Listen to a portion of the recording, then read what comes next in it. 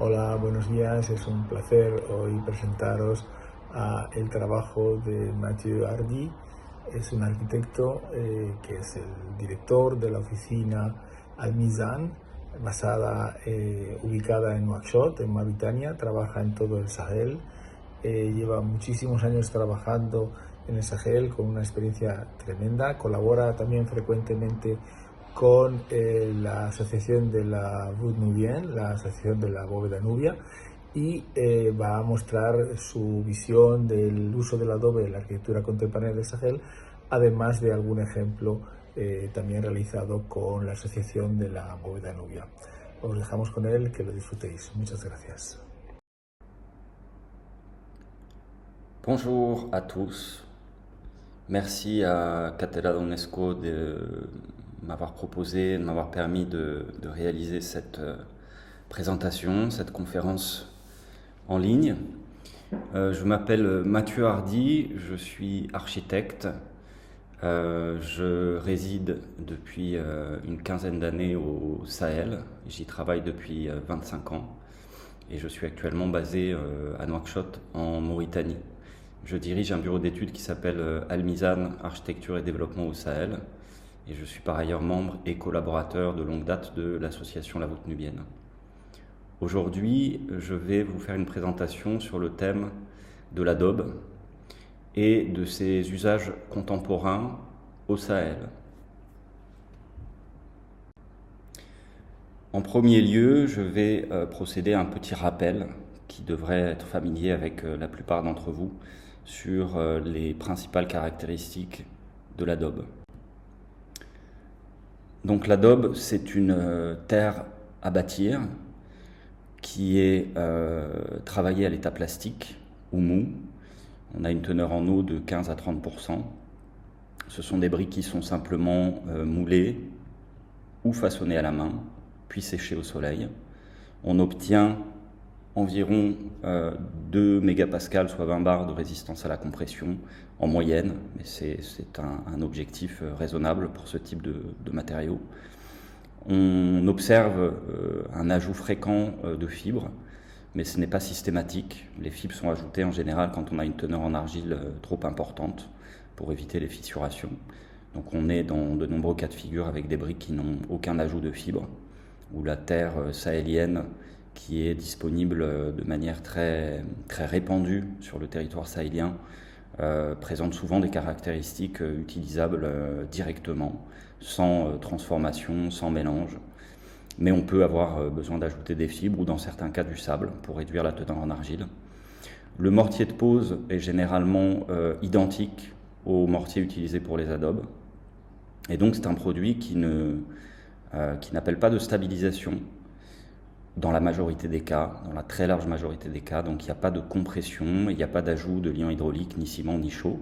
Donc ça fait qu'on est sur un produit dont le réemploi est possible sans aucune restriction après démolition des ouvrages le cas échéant.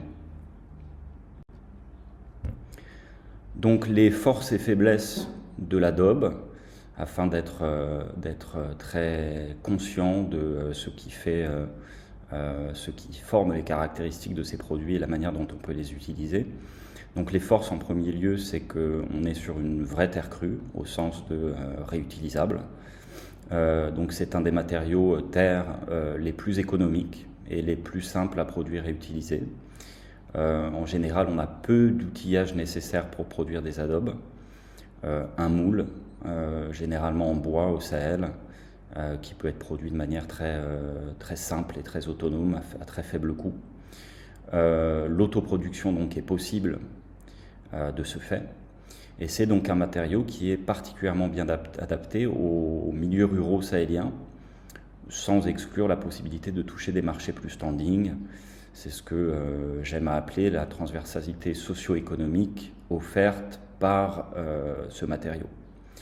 Alors maintenant, il y a des faiblesses, en particulier sa sensibilité à l'eau, mais les utilisateurs sahéliens ont appris à s'en protéger. Alors il faut rappeler que c'est un matériau qui est utilisé traditionnellement très largement sur toute la bande sahélienne, d'ouest en est. Donc les savoir-faire liés à l'utilisation de son produit sont toujours vivace. Et donc, travailler avec ce produit permet cet avantage en particulier de pouvoir s'appuyer sur des acteurs locaux et des pratiques locales qui sont maîtrisées. On a une résistance à la compression qui est limitée, comme on l'a vu, mais qui est largement suffisante pour répondre aux principaux besoins constructifs de base en maçonnerie porteuse notamment. De façon succincte, je vais vous dresser un rapide aperçu du patrimoine mondial vivant recourant ou ayant recouru à l'adobe. Ce sont des exemples que vous devez sans doute connaître. Donc ici, c'est un adobe qui est considéré comme étant le plus ancien connu à ce jour, qui est daté à plus ou moins 8000 ans avant Jésus-Christ, et c'est un adobe qui a été retrouvé à Jéricho en Palestine. Le Ramesséum de Luxor, qui est un ouvrage visitable, un ouvrage antique qu'on peut encore visiter aujourd'hui, qui a la particularité d'avoir toujours des voûtes qui sont dites nubiennes, sont des voûtes nubiennes, réalisées en adobe, qui sont toujours debout, et on estime que ce Ramesséum de Luxor aurait 3500, peut-être voire un peu même plus, mais 3500 ans d'âge. Ici, on est sur la province d'Al-Qassim, c'est un village patrimonial qui a été restauré, c'est en Arabie Saoudite. On est sur des bâtiments qui utilisent des murs en adobe porteurs et des planchers bois recouverts de terre pour former des toitures plates. Shibam, la magnifique Shibam dans l'Hadramaout au Yémen, qu'on qualifie aussi de Manhattan du désert, avec des immeubles qui montent sur 4-5 étages. Donc on est ici aussi sur des murs en adobe porteurs, très épais à la base, s'affinant en montant dans les étages, avec très peu de percements à la base et de nombreux percements qui s'élargissent en montant. Et puis on est sur des planchers bois recouverts de terre également. Toujours Shibam, une vue depuis une place. Bam, la ville de Bam et sa citadelle en Iran, où on est aussi sur des murs en adobe, et avec ici la particularité d'une utilisation de toitures autoportantes en adobe, voûtes et dômes. En passant sur le continent américain, ici au Nouveau-Mexique, le pueblo de Taos, toujours mur en adobe, porteur, plancher bois, plus terre. Une église au Pérou, mur en adobe, charpente bois et terre cuite. Une église au Mexique, mur en adobe, charpente bois et terre cuite. Le village de Seixo au Portugal, on vient en Europe, mur en adobe, charpente bois et terre cuite également. Une maison en Espagne, à Saragosse, mur en adobe, charpente bois et terre cuite. La terre cuite étant utilisée essentiellement dans les encadrements de baies. Ici en France, dans le village de Lerme, mur en adobe, charpente bois et terre cuite, qu'on voit bien ici, les encadrements de baies avec des matériaux renforcés. Ici la brique de terre cuite. On passe en Afrique, la ville de Djenné, qui est très connue et très réputée, notamment pour sa grande mosquée. Donc les bâtiments de Djenné, les bâtiments traditionnels anciens de la vieille ville, sont réalisés aussi en murs en adobe, plancher bois plus terre. La fameuse mosquée de Djenné, même principe, mur en adobe, plancher bois plus terre.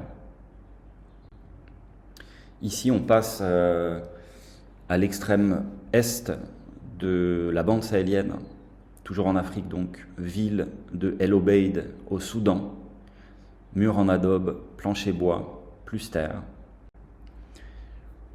On revient un peu plus à l'ouest, extrême ouest, Mauritanie, une maison à Walata, une très belle ville, avec mur en adobe, plancher bois, plus terre. Et toujours en Mauritanie, une maison de Soninké, l'ethnie Soninké dans le Guidimacha en Mauritanie, mur en adobe, plancher bois, plus terre. Donc, maintenant que nous avons traité cet aperçu, je vais en venir au cœur de mon sujet, l'adobe au Sahel aujourd'hui. Donc je vais vous présenter en premier lieu les enjeux qui tournent autour de l'usage contemporain de l'adobe au Sahel aujourd'hui. Et je vais vous présenter pour finir une étude de cas. Donc le premier enjeu dont je voudrais vous parler, c'est celui qui est lié à la protection contre l'eau, l'amélioration ou la réduction des besoins de protection et surtout des besoins d'entretien sur les bâtiments en adobe. Donc là, je vous ai présenté 4 exemples de points de renforcement des bâtiments pour leur permettre de mieux se protéger contre l'eau et donc de réduire les besoins d'entretien. Donc en premier lieu, la photo en haut à gauche, on est sur des enduits stabilisés, là qui sont présentés dans une application en toiture, mais ça concerne également les murs. Donc là, on est sur des enduits terre, sable, gravier, avec une stabilisation qui est faite au bitume. La deuxième photo en haut au centre, on est sur des pieds de mur stabilisés. Donc ce sont des soubassements ici qui sont traités en maçonnerie ciment pour éviter les problématiques liées à l'eau de ruissellement et aux problématiques de rejaillissement. La troisième photo en haut à droite, on est sur des têtes de mur stabilisées, ici donc des couronnements d'acrotères qui sont réalisés en béton coffré en prenant dans ce coulage les gargouilles, les gouttières d'évacuation des eaux depuis les toitures. Et donc on est sur des couronnements d'acrotères débordants avec une petite goutte d'eau qui est insérée. Et enfin, en bas à gauche, des appuis de baies qui sont également stabilisés, ici réalisés en béton préfabriqué, qui sont ensuite insérés au niveau des appuis. Donc la protection de l'eau, la protection contre l'eau, c'est un enjeu important parce que, alors quand on travaille en milieu rural, les pratiques traditionnelles renseignent sur le fait qu'on continue largement à utiliser des enduits traditionnels qui sont absolument des solutions pertinentes et bien entendu très économiques. Mais dès lors qu'on va chercher à développer au Sahel des bâtiments, des projets en adobe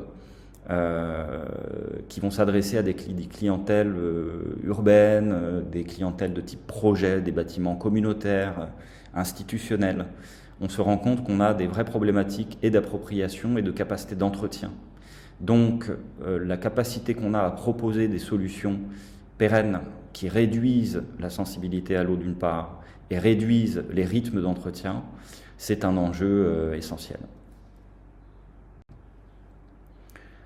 Les attentes de confort moderne, dès lors toujours qu'on s'adresse à des clientèles plus exigeantes que celles qu'on va trouver en milieu rural, le monde paysan en particulier, qui va continuer à produire du bâtiment avec des solutions maîtrisées localement, très économiques. En général, on va avoir des enduits traditionnels en terre, on va avoir des menuiseries assez rustiques. On va en général pas avoir de carrelage au sol et souvent on est sur des chapes en terre battue, donc ça reste assez rustique. Mais dès lors qu'on va s'adresser à des clientèles plus exigeantes qui vont rechercher, et c'est un fait en milieu sahélien, des conditions de confort modernes, il faut pouvoir y répondre. Donc être en capacité d'intégrer, de démontrer que ça fonctionne avec des solutions efficaces, donc des postes techniques de type électricité, plomberie, carrelage, menuiserie, rafraîchissement. C'est un enjeu très important pour convaincre ces cibles que la solution des bâtiments en adobe, qui apporte des avantages en termes en particulier de confort climatique, permet aussi d'avoir un confort moderne au sens contemporain du terme, pour avoir des bâtiments qui vont ressembler à des bâtiments qui pourraient être des bâtiments construits aujourd'hui en ciment par exemple. Une problématique très centrale sur laquelle j'ai beaucoup réfléchi et travaillé depuis 25 ans ici au Sahel, c'est la problématique de la toiture.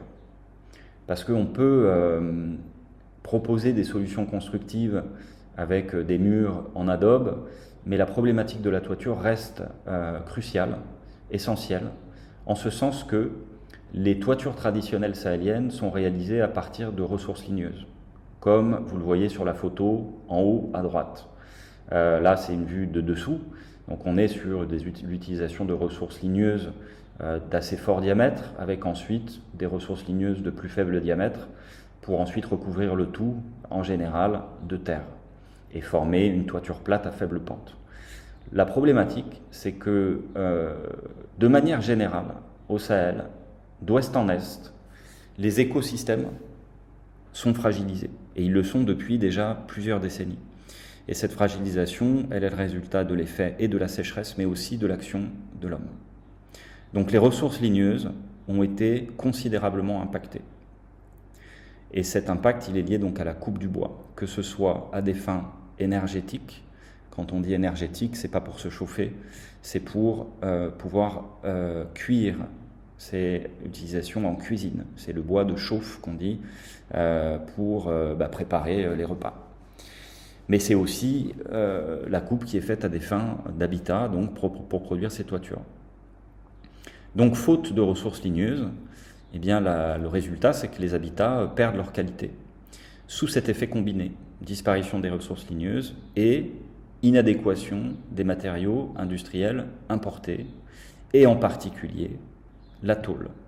Ce qu'on voit là sur la photo, que je cache un peu en bas à droite, c'est un village sahélien typique. Cette photo a été prise au Burkina Faso. Et on voit que tous ces bâtiments, qui sont des bâtiments qui peuvent avoir un certain âge, où les toitures devaient être changées, ou alors dans certains cas on va être sur des constructions plus récentes, mais les toitures en bois ne sont plus possibles, et donc la tôle ondulée remplace ces toitures. Ça apporte une solution palliative qui est louable. Il vaut mieux ça que rien, mais il est très clair que cette tôle ne répond pas notamment aux questions de confort climatique, mais aussi d'usage. Quand il fait très chaud, la tôle rayonne, il fait extrêmement chaud dans les bâtiments. Quand il fait froid, ça se refroidit très vite, et au Sahel, il y a des périodes où il fait froid, en particulier la nuit. Quand on a en période de pluie, la pluie qui tambourine sur les toits, c'est infernal, on ne dort pas. Et quand on a des gros vents, il y a un risque d'arrachement. Donc ce sont des solutions de toiture, c'est mieux que rien une fois de plus, mais c'est très limité et en termes qualitatifs. Donc le résultat de cette métamorphose, on va dire, cette transformation des toitures traditionnelles vers ces toitures entre guillemets palliatives, sont que les populations subissent beaucoup plus durement les conditions climatiques. Donc l'enjeu, en réponse à cette problématique de la toiture, peut consister, en tout cas moi c'est dans ma pratique professionnelle, ça a été mon choix, c'est de donc mettre en œuvre autant que possible des solutions de toiture solides avec un minimum de recours au bois et aux matériaux à fort bilan carbone. Sachant, pour compléter mon propos précédent, que en dehors de la tôle, l'alternative ça va être la dalle béton. La dalle béton fait rêver beaucoup de monde, hein. C'est une visée pour beaucoup de gens, beaucoup de foyers. Cela dit, il faut avoir bien conscience que la dalle béton coûte très cher. Évidemment, elle n'est pas accessible aux populations rurales, au monde paysan. Mais par ailleurs, quand on se retrouve dans les périodes très chaudes de cette bande sahélienne, la dalle béton elle-même n'apporte pas de conditions climatiques, de confort climatique intérieur satisfaisant. Le nombre de cas auxquels j'ai pu me confronter, auxquels j'ai assisté, sur lesquels j'ai pu échanger avec les usagers, les bénéficiaires, les propriétaires de ces bâtiments construits en ciment avec des dalles béton, c'est que bien souvent on se rend compte que ces bâtiments en période chaude sont inutilisables. Les gens vivent dehors. Donc ça coûte cher, mais ça n'est pas adapté sur le plan climatique. Un autre enjeu contemporain peut consister à viser une amélioration de la production des adobes pour réduire la pénibilité de production. Quand on produit des adobes un à un, c'est un travail harassant. Et puis ça permet aussi d'augmenter les rendements et la régularité des blocs. Alors la production traditionnelle, artisanale, reste absolument pertinente de mise sur les cibles populaires, rurales, paysannes. Autant quand on va travailler sur des projets de plus grande envergure, avec une exigence, on va dire, de finition, de régularité plus importante, eh bien l'amélioration de la production des adobes peut être un enjeu important et intéressant à développer. Donc les deux photos exemples que je présente, c'est une production qui est traitée au Nouveau-Mexique, production donc semi-industrielle, et à droite c'est une production toujours aussi semi-industrielle, traitée en Arabie Saoudite sur des projets, ce sont des projets d'envergure. Un autre enjeu tout à fait essentiel est celui du renforcement des filières par la normalisation, ce qu'on peut qualifier de normalisation. Que cette normalisation prenne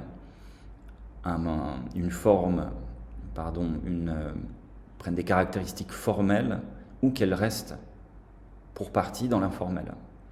Donc cette normalisation, c'est la production de documentation technico-pédagogique de type règles professionnelles, donc des référentiels, qui vont être adoptés par les acteurs de la filière et qui vont être qui vont former référentiels communs pour que les acteurs de la filière s'entendent.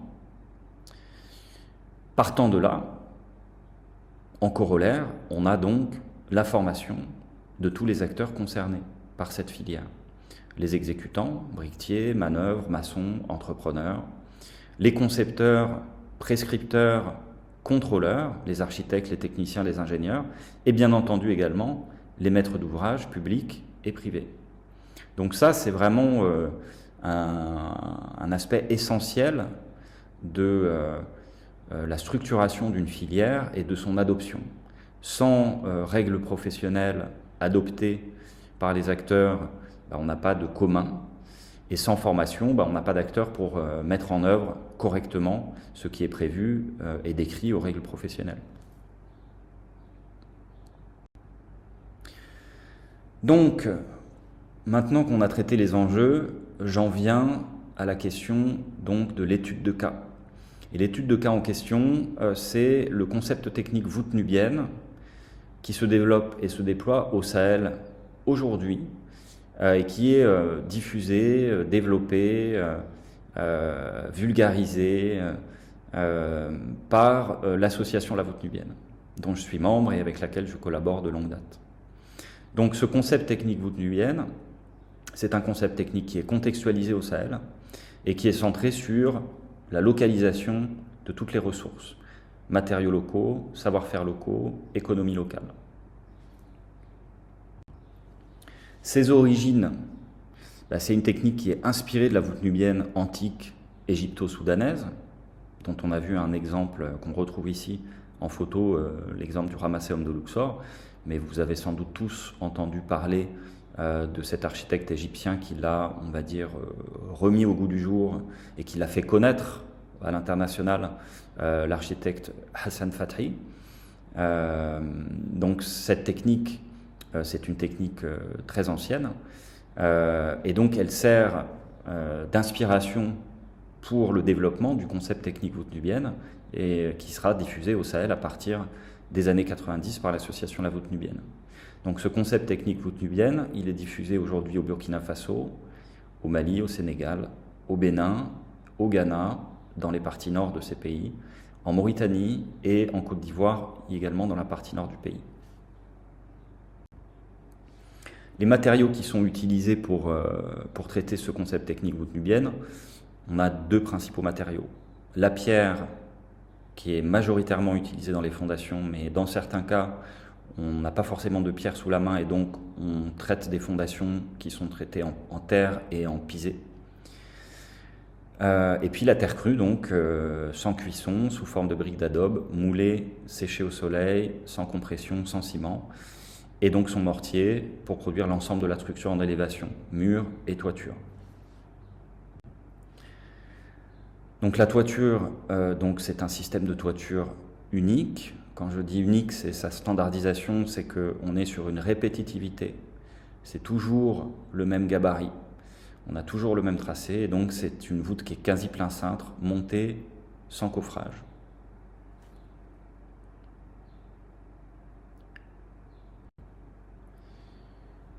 La transversalité socio-économique qui est permise par ce concept technique est un point, je pense, extrêmement important. Qu'est-ce qu'on entend par transversalité socio-économique? C'est le fait que cette solution constructive peut être à la fois utilisée par des cibles paysannes avec de faibles moyens économiques et à la fois pour des projets sur des cibles beaucoup plus aisées, avec beaucoup plus de moyens et dans des cadres beaucoup plus formels.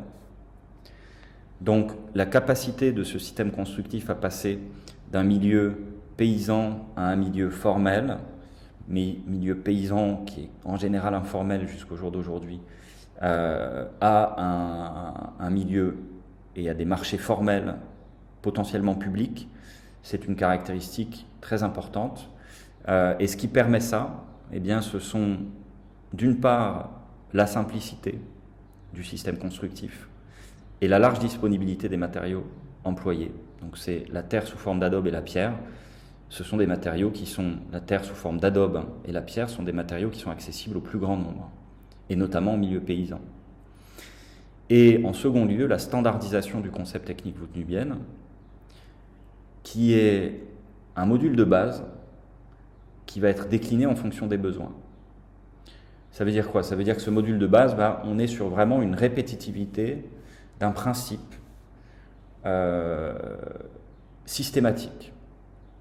On va avoir toujours les mêmes murs, des murs porteurs de 60, des murs pignons de 40, toujours la même voûte avec la même forme et des maxima de dimensionnement qui fixent des limites sécurisées.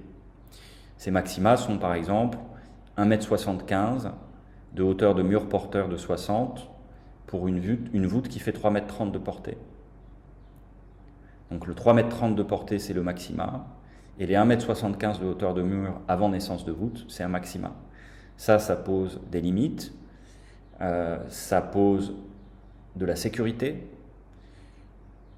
et ça permet de limiter les risques et de faciliter les cycles de formation. Simplicité technique, répétitivité, égale facilitation de la formation et diminution des risques liés à des problèmes d'exécution. Donc ça, c'est vraiment un triptyque très important qui forme un postulat de base dans la mise au point de ce système constructif. Les architectes, très souvent, ont du mal à comprendre cette approche parce que on sait bien que des voûtes peuvent faire une voûte nubienne peut faire plus que 3,30 m de portée. Et on sait qu'on peut faire des voûtes qui peuvent être excentrées, croisées, surbaissées. On sait aussi que le dôme est une solution intéressante.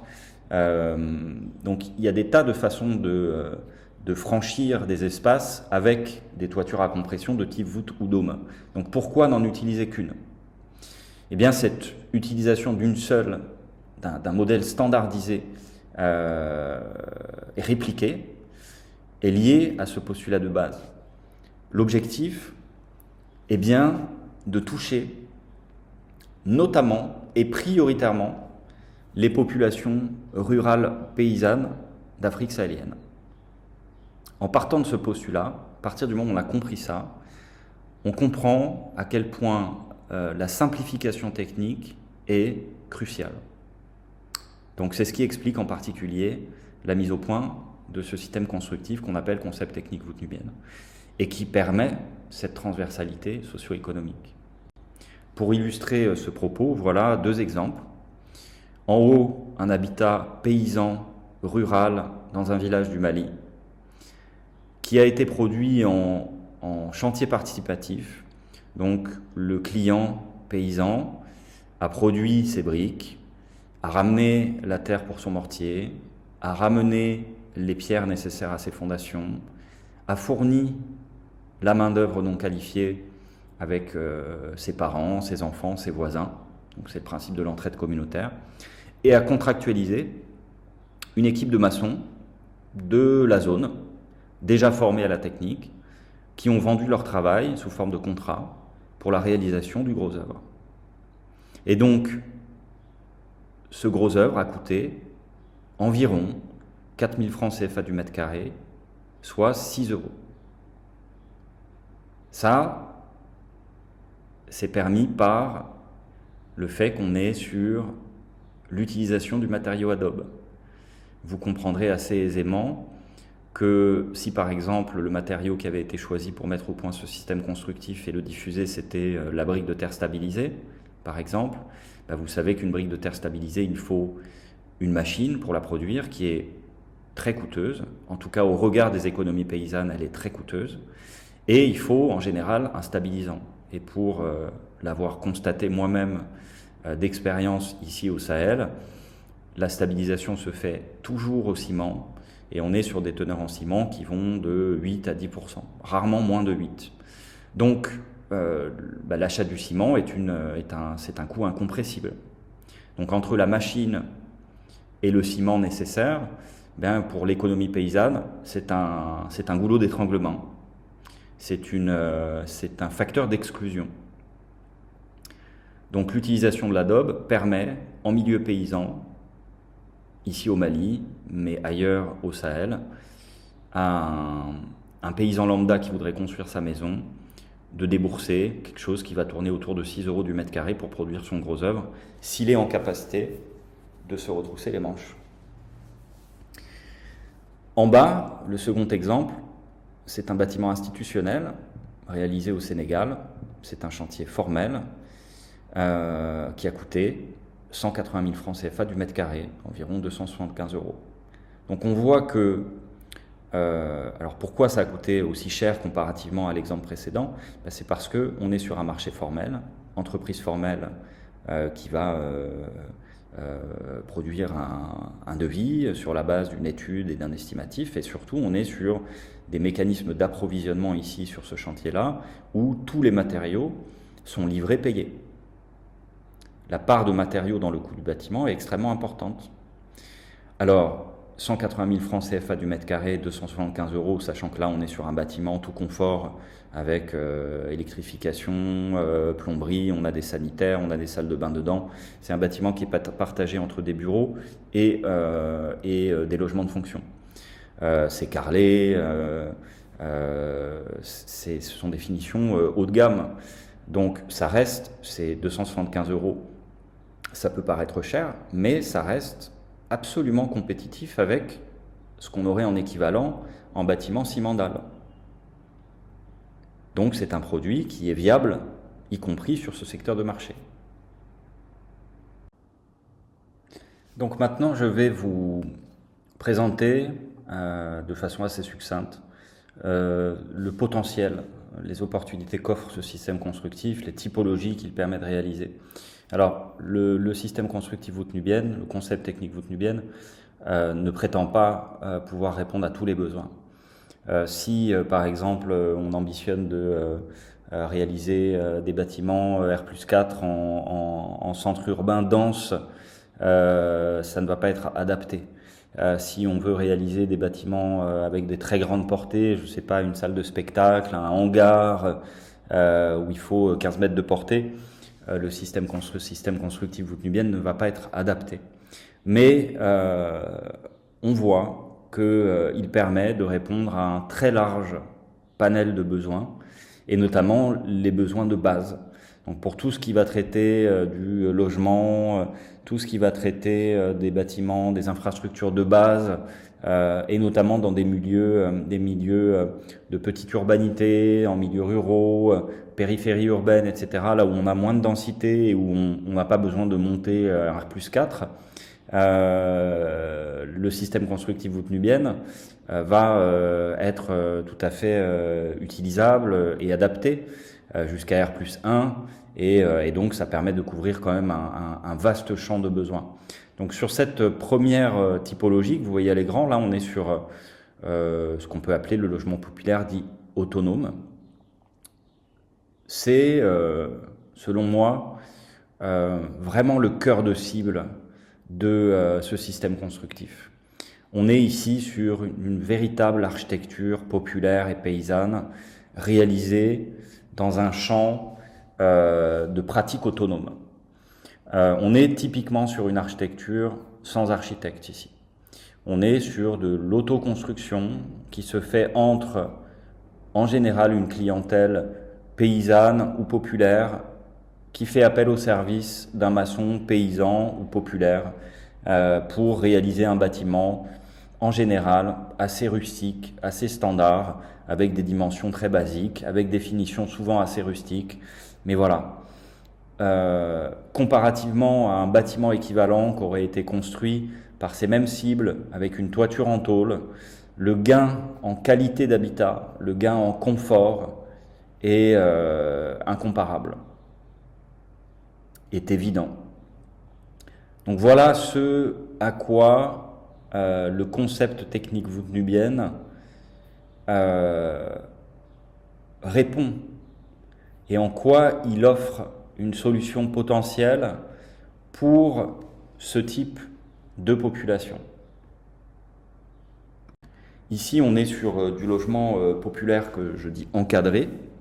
Donc là, on est sur un projet qui a été réalisé ici en Mauritanie, sur lequel j'ai été impliqué, où on est sur des typologies qui ont été standardisées, mais où on a tout un travail qui a été fait sur la description technique, avec production de catalogues open source, donc c'est mis à la disposition des acteurs. Mais là, on était sur un projet qui a été porté et financé par un bailleur, avec des réalisations qui ont porté en particulier sur du logement de maître rattaché à des écoles. Ici, toujours sur la thématique du logement entre guillemets de standing, on est sur de la belle villa, tout confort, réalisé au Sénégal, avec des belles salles de bain, des belles cuisines, des grands salons, jardin, etc. Donc tout carrelé. Voilà ce qu'on peut faire aussi avec ce système constructif. Infrastructure de base, comme je le disais tout à l'heure, là on est sur un modèle de salle de classe avec l'enjeu qui consiste à pouvoir ouvrir des voûtes les unes sur les autres pour pouvoir produire des plus grands espaces que ceux qui sont contraints par les 3,30 m maximum de portée des voûtes. Donc là on est sur des voûtes plus petites qui font 2 mètres de portée, qui sont combinées. On a 4 voûtes qui sont reprises par 3 arcades surbaissées, porteuses, qui sont elles-mêmes reprises par, comme on le voit sur la photo en haut à gauche, par des piliers. Ce sont des contreforts saillants qui reprennent les poussées de ces arcades. Et donc on a une ouverture des voûtes les unes sur les autres pour ici produire une salle qui fait environ 9 par 6,50. Typologie bureau et administration, c'est le même bâtiment que je vous ai montré tout à l'heure, avec des salles de réunion, des bureaux et des logements. Et donc, un autre point sur lequel je voudrais insister, c'est un peu, c'est quasiment ma conclusion, c'est pré-conclusion, c'est la thématique des coûts et des retombées économiques locales et de consommation des matériaux. Donc c'est un comparatif qui a été réalisé ici en Mauritanie dans le cadre d'un projet, le projet de logement populaire que je vous ai présenté précédemment, logement populaire encadré, et où on a produit une étude comparative technico-économique entre différents types de bâtiments qui sont dimensionnés de manière équivalente. Et là, je prends 2 cas sur 2 typologies qu'il est utile de comparer ici. D'un côté, donc, la typologie voûte nubienne, on est sur un module de 20 mètres carrés, et de l'autre, la typologie, on va dire, qui fait rêver ici au Sahel, c'est la typologie poteau, alors semelle isolée, poteau, poutre, dalle béton, avec un remplissage en aglo de briques creuses, qui font ici 15 cm. Les parois font 15 cm d'épaisseur. Ça vient pas de nulle part, hein, c'est pas une invention, c'est le système constructif qu'on va beaucoup retrouver ici au Sahel. Alors, c'est des systèmes constructifs qui utilisent des chaînages intermédiaires. En général, ces bâtiments sont chaînés au niveau des linteaux. Donc, les parois sont assez fines, 15 cm. Après, il y a des enduits, évidemment. Mais avec des chaînages, on a un triple chaînage. Chaînage à la base, chaînage intermédiaire et chaînage haut. Donc, on a comparé de manière extrêmement précise ces typologies, ces deux typologies, avec une description technique dans les règles. Donc description en plan, en détail, et production d'un devis quantitatif estimatif pour pouvoir avoir tout le travail de maîtrise, toutes les estimations des quantités qui sont utilisées en termes de matériaux notamment, et tout un travail qui a été fait ensuite sur place, sur un site qui a été pré-identifié et qui a été le site de référence, donc qui est dans l'extrême est de la Mauritanie, où on a construit une base de données des prix. Donc on a été récolter les prix localement, les prix réels de tous les matériaux qui sont nécessaires pour réaliser ces deux typologies de bâtiments. Ça nous a donné des résultats et des statistiques notamment qui sont présentées ici dans ce tableau succinct. Alors il y a d'autres statistiques, ce sont les principales que j'ai mises ici. Donc la question de la compétitivité, qui est une question essentielle. Sachant qu'on compare ce qui est comparable et que donc les scénarios ici marché pour évaluer cette compétitivité sont des scénarios marché formels. On est parti du postulat qu'on était sur de la production de bâtiments par des entreprises et où tout allait être payé, y compris sur la partie voûte nubienne.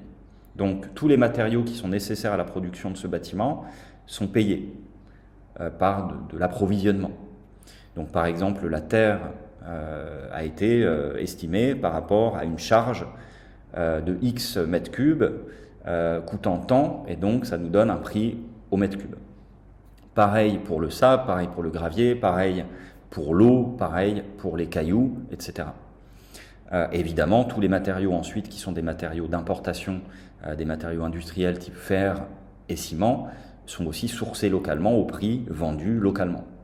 Voilà, donc ce comparatif nous donne, pour la voûte nubienne, on voit que tout est dans le vert, c'est-à-dire qu'on fait mieux sur tous ces plans. Donc sur la compétitivité, on est 13% moins cher comparativement au modèle Simandal. Mais c'est après que ça devient encore plus intéressant. En termes de retombées économiques locales directes, on sait que pour tout ce qui est ciment, fer, tous les produits qui ne sont pas produits localement, tous les matériaux qui ne sont pas produits localement, c'est une fuite des économies locales. Donc ce ne sont pas des retombées, économiquement, ce ne sont pas des retombées locales. Tout ce qui va être matériaux locaux, y compris sable, gravier, cailloux, évidemment terre, sont considérés comme des produits locaux. Et comme la voûte nubienne consomme, on le voit, hein, les murs sont beaucoup plus épais, on consomme beaucoup plus de produits locaux et on consomme très peu de ressources importées, eh bien on a un impact local en termes économiques qui est 80% plus important que pour le modèle Simandal. Donc en termes de renforcement, si on a des objectifs de renforcement des économies locales, la voûte nubienne est extrêmement avantageuse. Si on porte attention maintenant sur la consommation de ciment et la consommation de fer, on voit que pour le ciment, on peut faire des économies qui vont de 60 à 100% comparativement au modèle ciment. Et pour le fer, sur des économies qui vont de 80 à 100%. Donc, on fait moins cher, et on peut même faire beaucoup moins cher, parce que, comme je vous l'expliquais tout à l'heure, si on est sur une logique de production participative par des clients paysans, on sait que les briques, potentiellement, les briques, les pierres, l'eau, la main-d'œuvre non qualifiée ne vont pas être payées. Donc tout ça va participer de la réduction de ce prix. Mais donc dans un scénario où tout est payé, on est moins cher, de l'ordre de 13%. Et on voit que économiquement, on est, en termes de retombées économiques, on est beaucoup mieux et on consomme vraiment beaucoup moins de matériaux à forte empreinte carbone. Donc le bilan est extrêmement avantageux pour la voûte nubienne. Voilà, je voulais conclure sur ça. Et juste pour vous donner un aperçu de ce que représente aujourd'hui le marché de la voûte nubienne, du concept technique voûte nubienne au Sahel. Donc c'est aujourd'hui, je dis aujourd'hui, c'est en l'occurrence fin de saison 2022-2023. Les chiffres, j'ai pas pu récupérer les chiffres de fin 2024. Donc on est aujourd'hui à nettement plus que ça. Mais voilà, ça vous donne un aperçu, à peu près un an en arrière. 65 000 bénéficiaires vivant ou travaillant dans une voûte nubienne. Sur la saison 22-23, un peu moins de 870 bâtiments privés et communautaires construits. Si on cumule depuis 2000, on est sur plus de 7000 chantiers réalisés et plus de 220 000 mètres carrés construits. Plus de 1700 localités touchées et donc qui comprennent au moins une voûte nubienne. Plus de 1000 apprentis, maçons, artisans, entrepreneurs actifs sur la sous-région. 6,3 millions d'euros générés en circuit local, en estimation de potentiellement économiser 183 200 tonnes de CO2. Et donc sur la courbe de croissance de ce marché, 15% de croissance annuelle moyenne sur les 10 dernières années. Voilà, ça donne un aperçu de ce que représente aujourd'hui ce marché sur la sous-région. Bien entendu, à l'échelle du marché de la construction, du marché BTP sur la sous-région, c'est une goutte d'eau dans l'océan. Mais c'est tout de même très encourageant. Et c'est pas le sujet aussi aujourd'hui de cette conférence, mais un autre aspect très intéressant de ce qui permet de tels résultats, c'est l'approche et le travail remarquable de l'association La Voûte Nubienne en termes de travail sur le plaidoyer, mais aussi de travail sur la méthodologie. Parce que ce qui permet cette diffusion à grande échelle, c'est une méthodologie très innovante, très intelligente, qui se base en particulier sur le fait de ne pas être partie prenante du marché. L'association La Voûte Nubienne intervient en marge du marché et soutient les acteurs du marché par un certain nombre d'actions. Et base notamment son postulat sur le fait que la diffusion et du savoir-faire et du système constructif doit se faire par une recherche d'autonomie maximale basée sur la réalité de marché. Et en construisant un modèle de formation, non pas exclusif, mais principalement basé sur l'apprentissage sur le tas en situation réelle. On est sur une forme de compagnonnage. Voilà, tout ce propos, tout ce sujet pourrait faire l'objet d'une conférence à part entière que mes collaborateurs, collègues, amis de l'association La Voûte Nubienne pourraient faire un jour si souhaités. Voilà, fin de cette conférence. Je vous remercie pour votre attention. Je remercie aussi et particulièrement donc Cátedra UNESCO, Fernando Vegas et Eva Tortajada. Merci à tous.